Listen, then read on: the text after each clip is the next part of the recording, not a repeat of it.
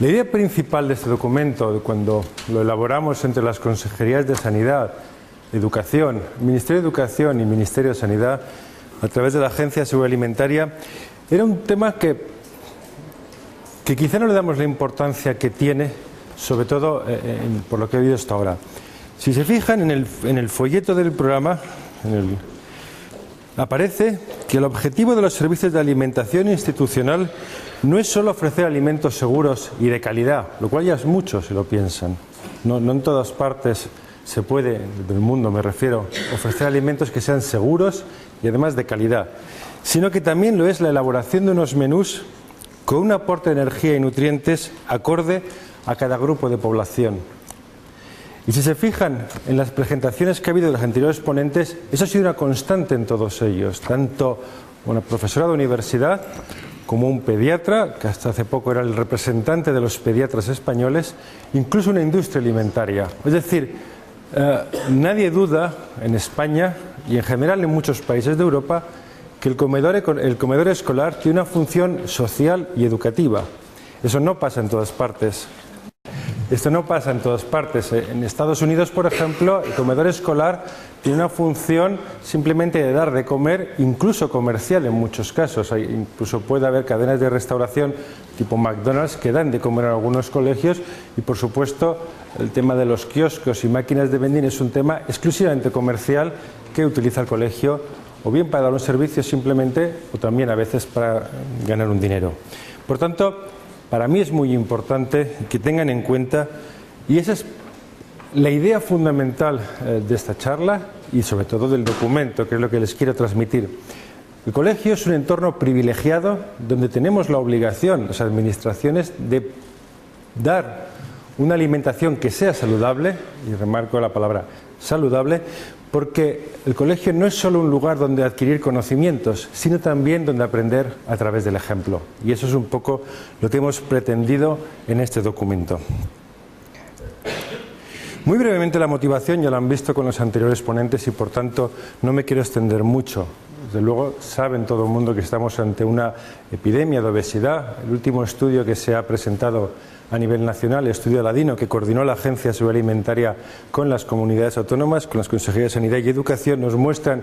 utilizando la definición de sobrepeso y obesidad que establecen los estándares de crecimiento de la Organización Mundial de la Salud, que tenemos un 26,2% de sobrepeso y un 18,3% de obesidad. Esas son unas cifras, desde luego, inaceptables, que nos obligan a tomar medidas enérgicas. Y en salud pública sabemos por experiencia, hablando de tabaco, alcohol, accidentes de tráfico, que no basta con información y no basta con nada de educación a la población. Además, es imprescindible modificar el entorno en el que los ciudadanos tomamos decisiones que deciden nuestra alimentación y en este caso deciden qué actividad física o qué grado de actividad física realizamos. Es decir, no basta con información y educación, son muy importantes, son clave, pero no son suficientes para modificar hábitos. Por tanto, es por lo que nos planteamos modificar el entorno alimentario en los colegios y, como decía, hacer de él un entorno de alimentación saludable. Eso fue la premisa fundamental del trabajo. Bueno, ya les han contado, no quiero destacar mucho la importancia de la infancia en cuanto a las necesidades nutricionales que exigen una alta ingesta y sobre todo una gran calidad en los nutrientes que se proporcionan, y además es un lugar, como he dicho, importante para la adquisición y la consolidación de los hábitos alimentarios que se van a consolidar en esta etapa y que, si son los adecuados, evidentemente se mantendrán en la edad adulta. Y además es un lugar muy eficaz, y eso ya es una cosa práctica, es un lugar muy eficaz para realizar intervenciones porque se llega a mucha gente, se llevan a los niños, por supuesto, a los niños y niñas, se llega a todo el profesorado y se llega también a las familias, como ha comentado antes la doctora García. Es una forma indirecta de, bueno, desde luego es muy efectiva en cuanto a los costes que se aplican porque se llega a mucha gente. No siempre que se trabaja así se tiene tanta efectividad. Y por eso la Organización Mundial de la Salud, en la Estrategia Mundial sobre Alimentación, Actividad Física y Salud, que fue el hito principal y que desencadenó toda la serie de políticas que han ocurrido en la mayoría de los países, desde luego en España, que fue el embrión o el origen de la estrategia NAOS, se habla en el que se insta o se alienta a los gobiernos a que adopten políticas que favorezcan una alimentación saludable en los colegios y limiten la disponibilidad de productos con un alto contenido en sal, azúcares y grasas. Y por último, la última idea, antes de empezar a describir el documento, había muchas recomendaciones, hay muchas recomendaciones por parte de las comunidades autónomas. La propia ESAN tenía un documento dentro del programa Perseo sobre recomendaciones para el comedor escolar. Sin embargo, tanto las consejerías de Sanidad y Educación como la Agencia Sanitaria queríamos dar un paso más. Y la idea fue establecer no recomendaciones, sino criterios claros, estándares que se cumpliesen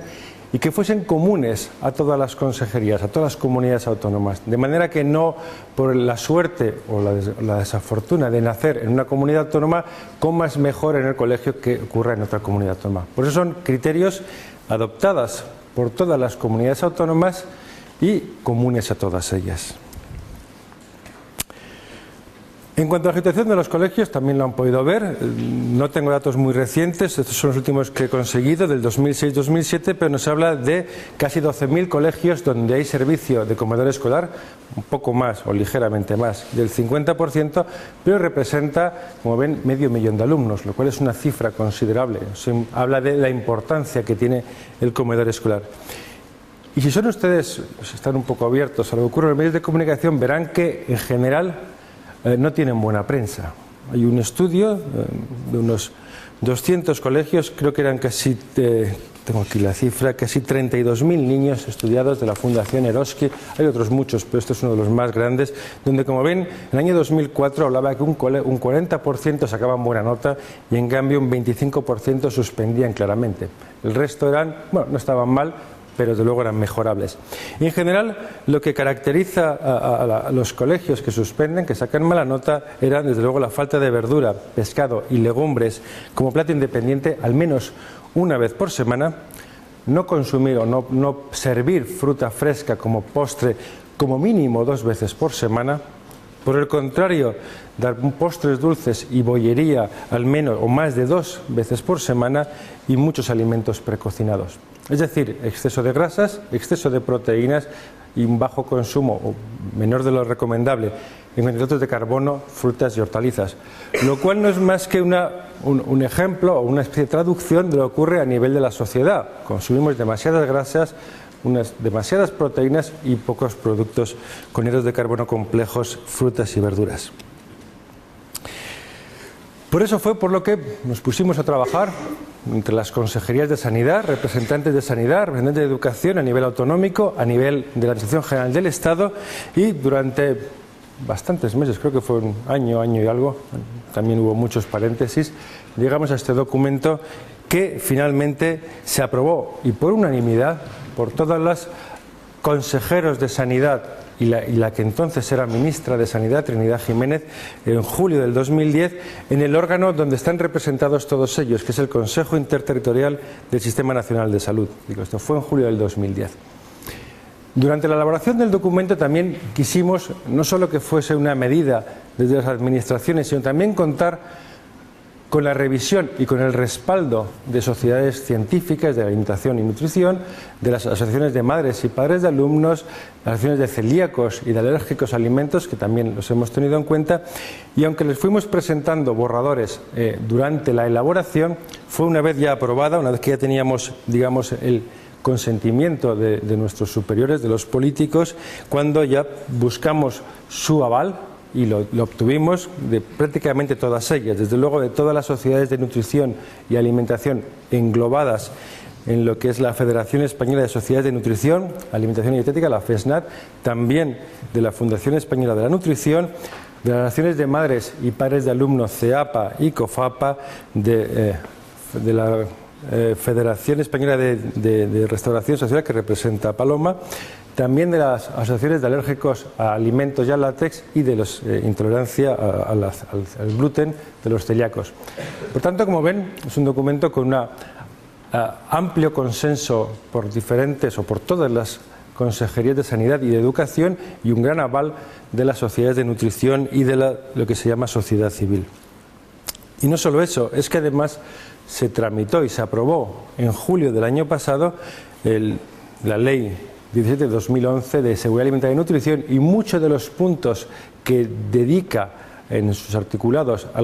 los colegios, al comedor escolar, son puntos que aparecían en este documento y por tanto reconoce su importancia y al mismo tiempo, lo que es mayor, le da carácter legislativo, es decir, ya ahora es de obligado cumplimiento. Muy brevemente, lo primero que hicimos fue decir, bueno, ¿cuánta es la energía que deben consumir los niños en la comida del mediodía? No teníamos, buscábamos un dato claro y lo que acudimos fue a la FESNAT, a la Federación de Sociedades de Nutrición, y ellos tienen presentado, ya que no hay ningún estudio con población española, han hecho propias las recomendaciones del Panel de Nutrición y Alimentación del Instituto de Medicina de la Academia de Ciencias de los Estados Unidos por dos razones. Primero, porque no hay ningún estudio a nivel de población española de ámbito nacional, y segundo, porque este estudio no es solo en ciudadanos norteamericanos, sino que también se utilizó en su estudio ciudadanos holandeses, del Reino Unido, suecos y australianos, y por eso, bueno, pues en verdad tampoco tiene que haber mucha diferencia entre necesidades energéticas de un español, de un holandés o de un inglés, y más que nada porque no hay otras. Pero eso fue el establecer, como ven, en base a un 35% de la ingesta energética que necesitamos diariamente, lo que en los diferentes grupos de edad haría falta. Pero lo más importante para mí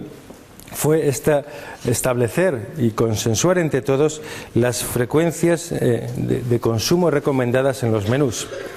Como pueden ver, llegamos a este acuerdo entre todos de que como los primeros platos, un día a la semana hay arroz, otro día a la semana haya pasta, excluyendo las pizzas, porque en la mayoría de los casos no son pizzas artesanas, sino son platos precocinados con mayor cantidad de grasas. Entre 1 y 2 días a la semana se sirvan legumbres. Saben que tenemos un consumo que está decayendo en los últimos años a nivel familiar en cuanto a las legumbres, y por eso nos pareció importante dar un mensaje fuerte y claro de que es un plato muy importante como primero, y de hecho no viene en el cuadro, pero aparece después escrito en el documento que se tratará al menos de conseguir 6 platos al mes de legumbres, es decir, sería prácticamente 1,5 a la semana, ni 1 ni 2, 1,5 sería lo que se recomendaba. Y por último, como primer plato, 1 o 2 días a la semana de hortalizas y verduras, incluyendo las patatas. En el caso de los segundos platos, como saben, tenemos un mayor consumo de carnes en detrimento del pescado, y lo que quisimos igualmente fue mandar el mensaje de que hay que igualar al menos el consumo de pescado con el de carnes. Como ven, aparecen con 1 a 3 raciones o platos a la semana exactamente. Y en el caso de los pescados lo mismo. Lo ideal sería conseguir al menos 6 platos al mes, es decir, por lo menos 1,5 al mes. En guarniciones quisimos también dar un mensaje de que la guarnición sean ensaladas, es decir, verduras crudas, para aprovechar mejor las vitaminas que tienen las verduras, y en el caso de que hubiese otras guarniciones, 1 o 2 días a la semana, que podían ser a base de patatas cocidas, a base de hortalizas, a base de legumbres, intentando huir de los precocinados. En el caso de los precocinados no aparece en la tabla, pero se estableció que la frecuencia máxima al mes debía ser de 3 raciones, 3 platos en base a precocinados, y evitando en esos casos que la guarnición fuese un producto también precocinado, unas patatas fritas por ejemplo, lo cual ocurre bastante a menudo. Y por último, como ven, en frutas frescas lo que se pretendió es dar un fuerte impulso a la fruta fresca de temporada, que esté madura. Perdón, pues estoy un poco constipado, no sé si eso se nota mucho. Y en este caso lo que se planteó es entre 4 y 5, es decir, todos o casi todos. Digo, lo mínimo serían 4, opcionalmente a muchos colegios podrían dar todos los días de postre fruta fresca. Y en el caso de que ese último día no se diese fruta fresca, las opciones eran yogur, queso fresco, cuajadas, frutos secos o zumos naturales. También se estableció, entre otras cosas, la bebida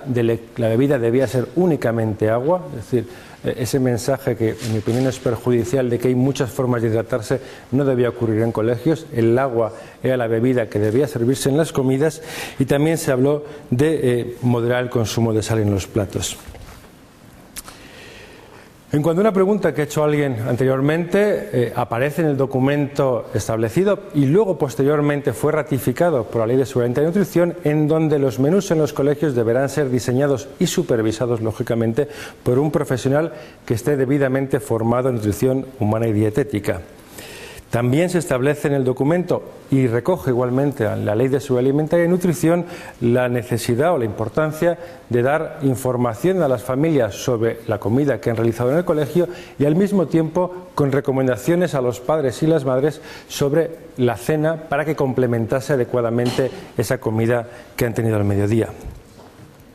Como digo, un aspecto importante, de que hablábamos de todo el hecho alimentario en el colegio, no era solo aspectos nutricionales, los aspectos de higiene de los alimentos, de seguridad alimentaria, ya existe suficiente legislación que lo establece. Y también queríamos cerrar un poco un aspecto muy controvertido y cada vez más importante dentro de los colegios, como es el de la atención a los alumnos con celiaquía o a los alumnos con alguna alergia a alimentos.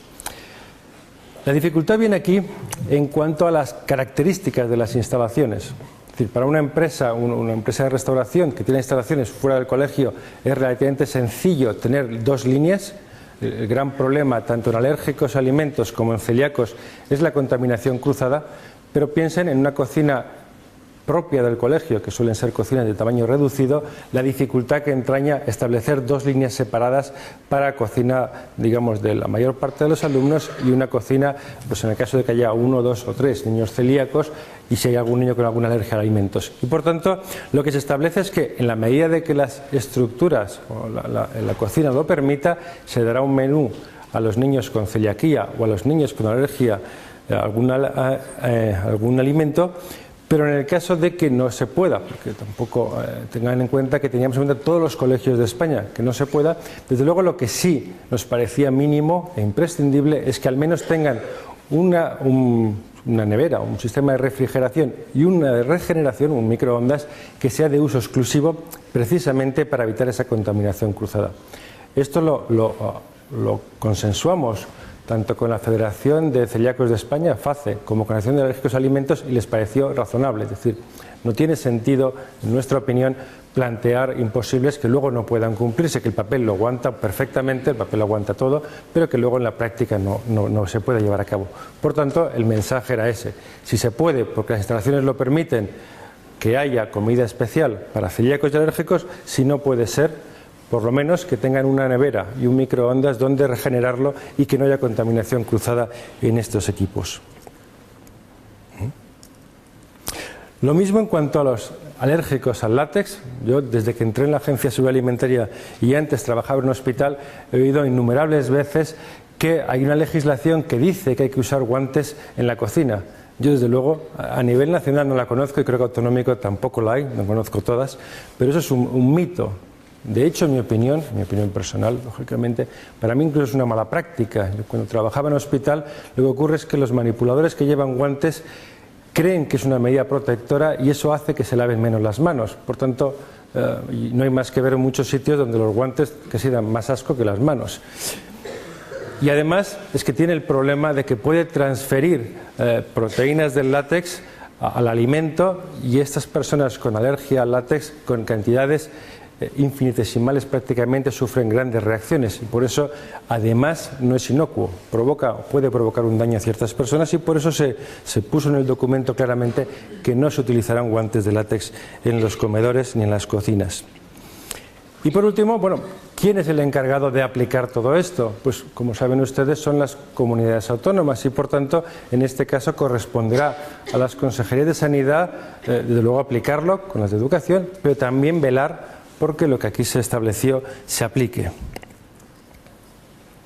Y ya para terminar, los 20 minutos que me han dado, el que para mí es el asunto menos importante, pero desde luego fue el más controvertido y el que tuvo mayor repercusión mediática, que es qué hacemos si estamos hablando de un entorno alimentario saludable, qué hacemos con las máquinas de vending y qué hacemos con los kioscos y bares que hay dentro del colegio. Bueno, ya digo, la polémica fue tremenda, una presión incluso a nivel político muy fuerte. Afortunadamente, se aprobó finalmente por unanimidad, con lo cual hubo más, se aguantó bastante bien la presión. Y aquí el dilema viene en qué consideramos o cómo consideramos al colegio. Por eso decía que es muy importante, aunque no le demos el valor que tiene, el considerar al colegio y al comedor escolar como una medida educativa. Es decir, los alimentos que se dan en el colegio no solo sirven para alimentarse y nutrirse, sino que además forman parte de las enseñanzas que reciben los niños en el colegio. Y digo, no ocurre en todas partes así, hay otros países en los que no se plantea esto como medida educativa y tiene otros fines diferentes. Teniendo en cuenta este criterio, es por lo que, por lo menos a nivel europeo,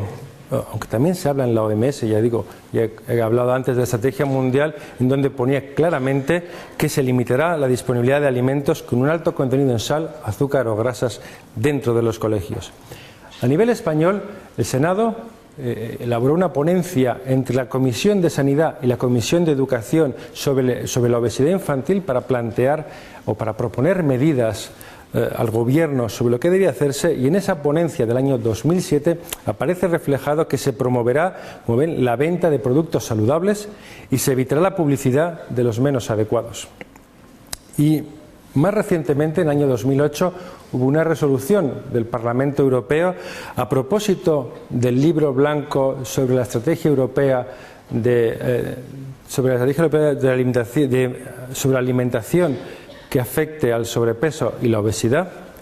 en donde en esta resolución se pide a los Estados miembros que dejen de vender en los colegios alimentos y bebidas con un alto contenido de grasas, sal o azúcar y con pobre valor nutricional. Como ven, tanto a nivel de las autoridades sanitarias como de los órganos políticos, en este caso el Senado en España y el Parlamento Europeo a nivel de la Unión Europea, había una fuerte demanda de evitar la presencia de alimentos con alto contenido en grasas, azúcar y sal en los colegios, como digo, con ese mensaje educativo y de promoción de la salud. Por tanto, el objetivo es que no estén estos alimentos que tengan demasiada sal, demasiadas grasas o demasiado azúcar en los colegios, para evitar, lógicamente son los más apetecibles para los niños, evitar que haya demasiado consumo de estos productos y como consecuencia de ella superen las recomendaciones nutricionales que todo el mundo plantea en esta edad. Hagan ustedes la prueba, y probablemente es sencilla. Si ustedes le dan a un niño en un supermercado 5 euros y le dicen que compre algo para merendar, lo normal es que venga con una fruta y un vaso de leche o un brick de leche, eso es lo normal. Lo raro es que venga con unos refrescos, patatas fritas. Como desgraciadamente eso no es así, es por lo que nos planteamos eso, limitar la venta de determinados productos dentro del colegio. La dificultad aquí es que esto es muy sencillo de enunciar, pero muy difícil de establecer qué se considera alimento saludable o qué se considera alto en grasas, azúcares y sal. Es decir, todos intuitivamente sabemos lo que es un alimento saludable, lo difícil es marcar la línea que defina qué es alto en grasas o qué es bajo en grasas. El sistema que ideamos o que planteamos pretendía ser lo más simple posible. Puede que científicamente no sea el mejor, pero tengan en cuenta que quienes van a aplicar esto son los directores de los colegios principalmente o las consejerías de educación, que no tienen y no deben por qué tenerlas grandes conocimientos de nutrición. Lo que planteamos, el criterio fue, si como hemos visto las necesidades energéticas diarias de los niños de este tramo de edad, entre 4 y 16, son aproximadamente de media unas 2.000 calorías al día, y sabemos, todo el mundo está de acuerdo, en que la merienda debe representar un 10% aproximadamente de lo que se consume a lo largo del día, pues los productos que se vendan dentro de estas máquinas no deberán tener más de ese 10%, es decir, unas 200 calorías por producto, por porción de venta. Evidentemente, el niño podrá comprar cuantas porciones quiera, pero eso ya evidentemente es imposible de controlar. Se manejaron muchas ideas, pero desde luego eso es inmanejable. Pero al menos que no haya ningún producto que consumido por sí mismo supere, y en muchos casos los hay con creces, esta cantidad que supone el 10% de la energía procedente de la merienda. Y a partir de ahí, con el resto de los nutrientes, o con los nutrientes, hicimos lo mismo. Es decir, teniendo como límite energético máximo esas 200 calorías por producto, vamos a mantener la proporción que se establece a lo largo del día, y lo vamos a individualizar para cada producto. Ya digo, no es científicamente lo más correcto, porque es verdad que la alimentación, lo que importa, lo que consumimos a lo largo del día, pero también tengan en cuenta que son productos en los que nadie valora a la hora de establecer la comida durante el día. Normalmente se complementa la cena con la comida, con el desayuno, pero son lo que se llaman calorías discrecionales que uno toma en cualquier lugar y en cualquier momento y por tanto no contempla como un plato más que tenga en cuenta a la hora de establecer su menú diario. Y la proporción es muy sencilla, 35% máximo se establece para grasas totales, eso representa 70 kilocalorías, lo cual, teniendo en cuenta el aporte de energía que proporcionan las grasas, supone un máximo de 7,8 gramos. Y con el resto lo mismo, saturadas, desde luego no ácidos grasos trans, aunque hay un límite, como saben, que son grasas trans procedentes de la digestión en los rumiantes y aparecen en la leche y aparecen en las carnes y otros productos que vengan de rumiantes, la vaca de... Y establecimos dos excepciones, porque nos parecían importantes, porque en este caso no son cualquier alimento. Uno fue para las grasas, para leche y yogures enteros. Hubo mucha discusión en si debíamos establecer solo consumo de productos desnatados. Al final se decidió, como no hubo unanimidad o no hubo consenso, sí que se pensó, bueno, pues mantengamos leche y yogures enteros, y lo mismo ocurre con las grasas de los frutos secos, que supera este límite, pero en este caso es de un alto valor nutricional. Y lo mismo nos pasaba con los azúcares en cuanto a las frutas y hortalizas y, lógicamente, sus zumos. En el caso de los azúcares tuvimos un pequeño problema, y es que la Agencia Europea, la Autoridad Europea de Seguridad Alimentaria, la EFSA, establece en sus recomendaciones un consumo máximo del 18% procedente de los azúcares totales. Esto es coherente con el 10% de azúcares libres que establece la Organización Mundial de la Salud. El problema es que cuando nos fuimos al mercado, hicimos un estudio para ver, bueno, esto cuánto representaba, vimos que prácticamente ningún batido, ninguna galleta tenía este límite. Porque además los que tenían más azúcares, lo que tenían eran menos grasas, y priorizamos en este caso el azúcar sobre las grasas. Como lo que no queríamos era provocar un problema, es decir, bueno, pues que no coman más que agua, leche y fruta, porque bueno, pues tampoco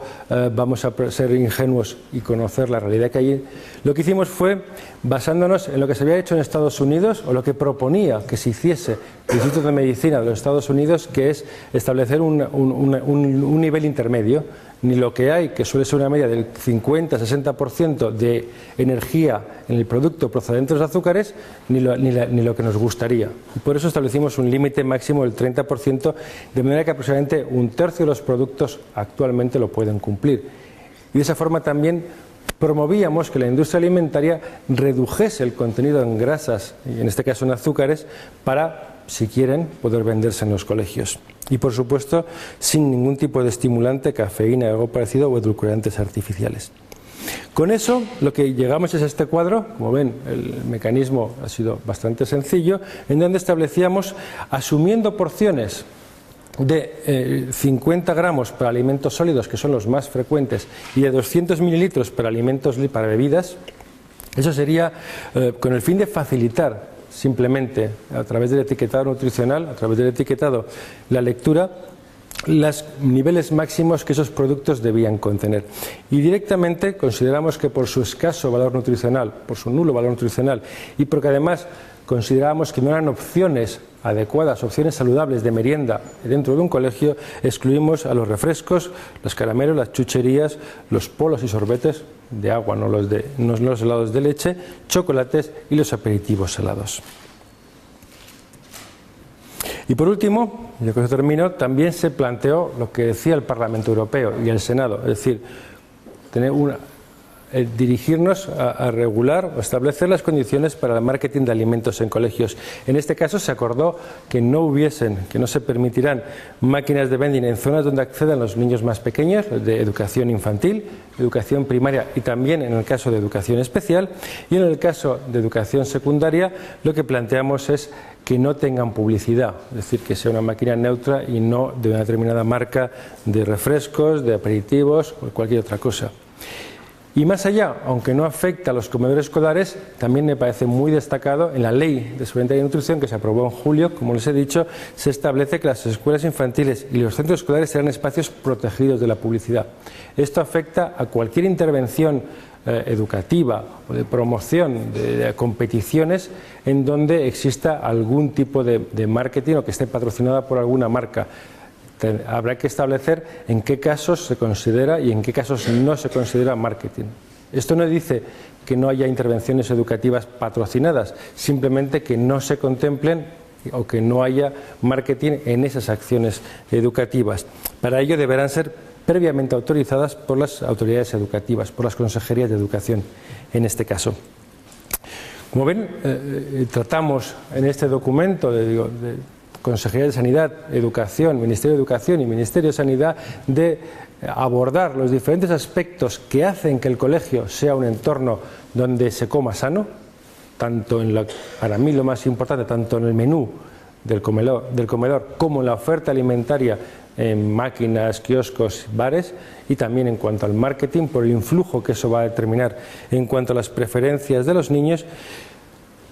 El documento, que es mucho más minucioso, más detallado, lo tiene en la página web de la agencia y yo por mi parte nada más, agradecerle la atención y me pongo a su disposición para cualquier pregunta que quieran hacerme. Muchas gracias.